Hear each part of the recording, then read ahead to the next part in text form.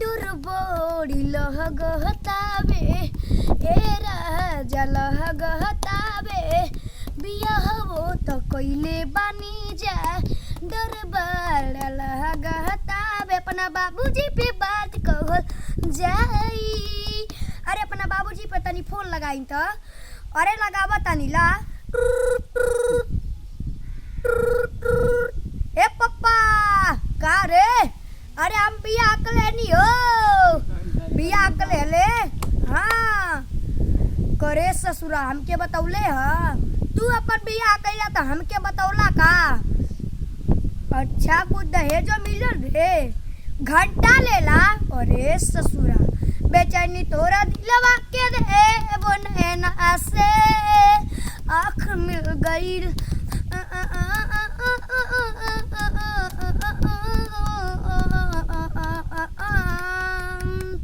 एक तो गलती कैले बानी जा हमनी के परिवार हो आज नहीं सुननी सबके कुटे लगी परिवार हो कि केहुए कोठा पर ना मरी है घरे चला प्यार बड़ी करी है ई तो टेंशन में बड़ा तू जी।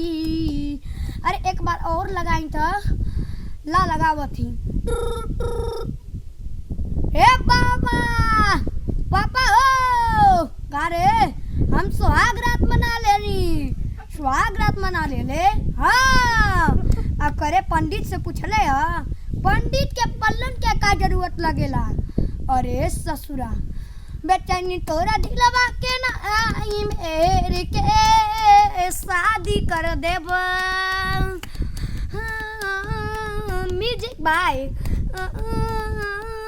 म्यूजिक बाय हमनी के साज चीजबा कोरिए हो राजा सब सिंगारबा देब रानी हो जाई हो मजा। एक बार लास्ट प्रयास करी था। हेलो हे बाबूजी हो वाह वाह लइका हो गई का रे।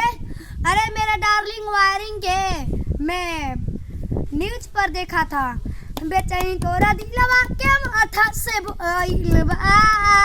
शादी हमारे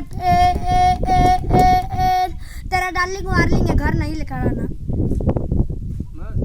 चल बोल देखी एक खेसारी भाई हमार सपोर्ट करा देखा हमके आँख से लौकत ना तो से हाथ जोड़ के क्षमा मांगत ही अगर जवन गलती कैले हो तो माफ कर दा लोगन। और देखा जिला मऊ बा और घर हमारा राम पुटरवा और देखा ब्लॉक का बलराम और पोस्ट रामपुर सोहरा और मेरा नाम रोहित है। खेसारी भाई मैं आपका बहुत फैन हूँ और मुझे सपोर्ट करना और यादव लाल खेसारी मुझे गाना में लेकर चले जाना।